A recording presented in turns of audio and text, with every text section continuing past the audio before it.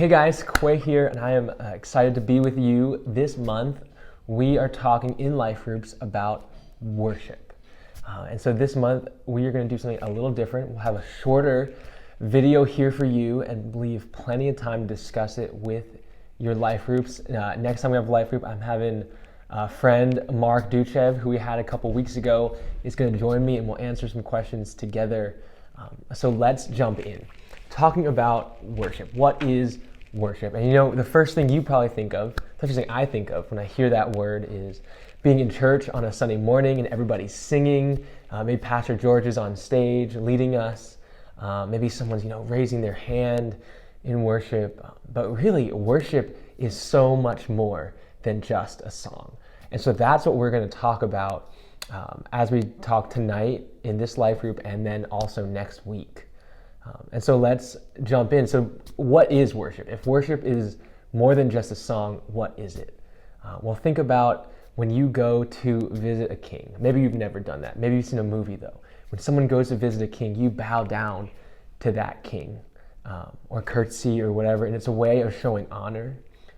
It's bringing glory to that thing. So whatever we glorify, whatever we bring glory and praise and honor to, that is worship. So when we say we want to worship God, all that means is we want to value God for who he is, to know how good and great God is and ascribe that to him. Say, God, you are so good. I am going to bow down to you, God, because you are worthy of worship. And actually, that's what we're here for. We are put on the earth to glorify God and to enjoy him forever.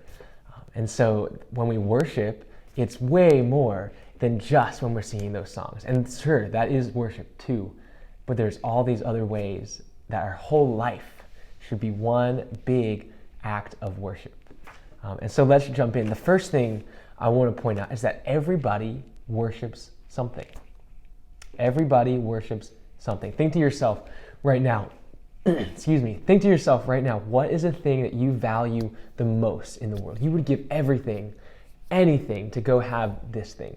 Maybe it's to save your family. If something bad were to happen to them, maybe it's give anything to go to meet this soccer player. Or think about those things. Give anything to have money and security and fame or be popular. What are the things you value most? Because did you know that there are no neutral actions in our lives? Everything we do is either worshiping God or it's worshiping something else. And those things can change. Maybe when I go and want to do just what I want to do, nothing matters except for what I want, my needs, my pleasure, that's me worshiping myself. When I'm willing to sacrifice something to get it, that's the thing that I'm worshiping. And so we ask, what are we worshiping? Because every single thing we do is an act of worship, whether it's worshiping God or worshiping something else. And so we take this idea of worship as bowing down to something, worship as ascribing it glory, as saying, wow, that is worth sacrificing for. That is worth obeying. And so when we worship God, we're called to do that as an act of sacrifice, to put down what we want and say, you know what, God, you are so good and you are so glorious that I want what you want, not what I want. I'm going to worship you and do what you want and what you say and what brings you glory. That's what worship is when we're worshiping God. When we're worshiping ourselves, it's when we want glory for ourselves, when we want our needs to be met, when we want to do everything all about me, bringing myself glory. But the thing we bring glory to, that's the thing that we worship. And so when we're talking about worship and that we should worship God, because that's what we're here for, right? That's what we're talking about. What is the thing that you value most, that you sacrifice for, that you bow down to, that you want to do everything for that one purpose? And I'm here to tell you guys that the only thing worthy of our worship is our good God. So the only thing worthy of our worship is our good God. And let me tell you, God is amazing. He is the creator of heaven and earth. He created you specially, wonderfully, individually. He's perfectly holy, perfectly just, perfectly loving. He knows everything. He's all powerful. Nothing is too hard for God. He can count the hairs on your head. He is outside of time itself. He is so big that we can't even imagine or wrap our minds around who God is and how good he is. And that's the God who sacrificed himself, who was willing to come and die for us when we were sinful and we hated him. That's Jesus, who was willing to say, I love these people who are sinful and they hate me and they're not good people, but I love them so much, I'm going to die for them on the cross so that they could have life and that they could have freedom from their sins. And that's the God we worship, a God not who's big and tall and all the way over there, but the God who came here to be with us, who wants to know us, who wants to love us.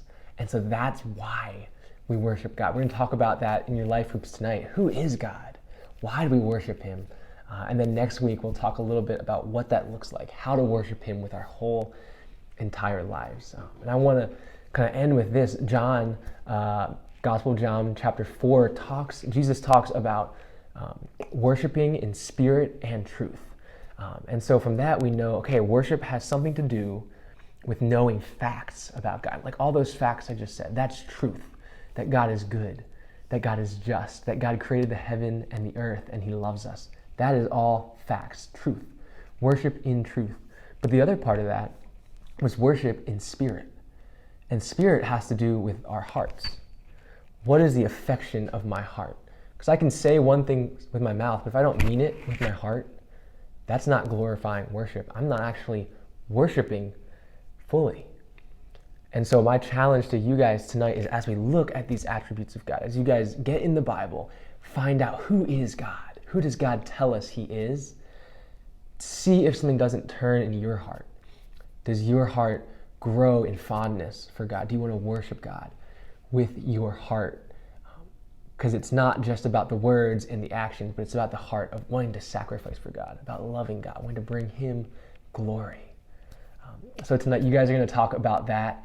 Ask your leaders questions on that. So we're going to do a real quick recap. What is worship?